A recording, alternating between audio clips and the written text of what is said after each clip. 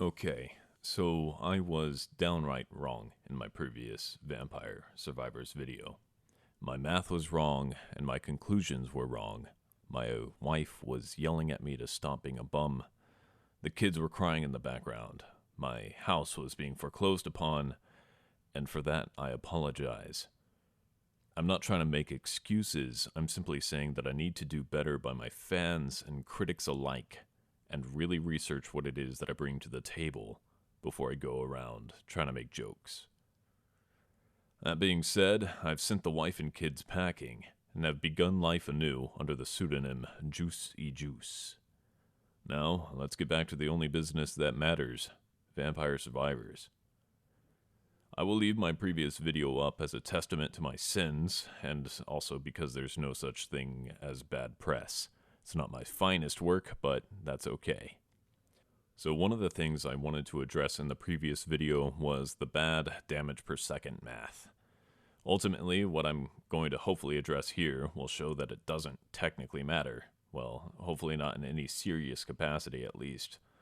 So I'm going to break a couple of things down about the current strategy on how you can beat death quote-unquote legitimately.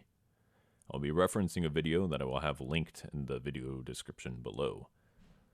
So the current guide has you start with Clarice, and essentially you hope for the Ray Tracer and Bone. That's alright, but we need to look into the claims that the enemy HP scales with a player level. I tested this claim as it applies to the standard mooks at the beginning of the game by setting Mortaccio's level to 1000 and still observing that a regular basic bone could kill them. So at first I thought this didn't hold any water, but everyone is of course only interested in death and the Reaper, so had to go through and make sure that it did or did not hold true for him, because I still haven't found anything necessarily definitive on that front. So to do that, I used test mode Mortaccio. I equipped him with a nice orange safety hard hat, which makes him impervious to all damage. Now, I have also made it that the bone should be doing death or the Reaper's approximate health. That is 2 to the 27, or 1.34 million damage per hit. While the damage value here seems to give and take, for the purpose of determining health scaling, we don't really need to be precise. Now I will pull a side-by-side comparison of the two test mode Mortaccios. So we have a soul level 1 Mortaccio on the left, and then a soul level 100,000 Mortaccio on the right. As you can see, the game glitches out a bit, but I think the Reaper is dead when they stop moving after me. I had actually recorded the level 100,000 run before I ran the level 1 simulation, just to double check, and I'm really sorry that this is the outcome. You see, when I had originally recorded the level 100,000 run, I thought maybe I put the wrong damage value in for the bone. Maybe I missed a 0, and maybe that's why death took so long to kill. But then I ran the level 1 run to make sure, and you can see yourself. It's the same damage value, but death dies instantly. Now, I was invested in the idea that any character could theoretically beat death.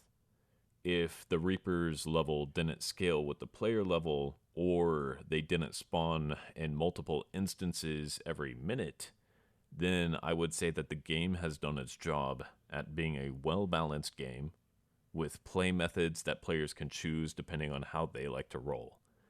But really, this revelation that player level does matter is a bit of a kick in the teeth.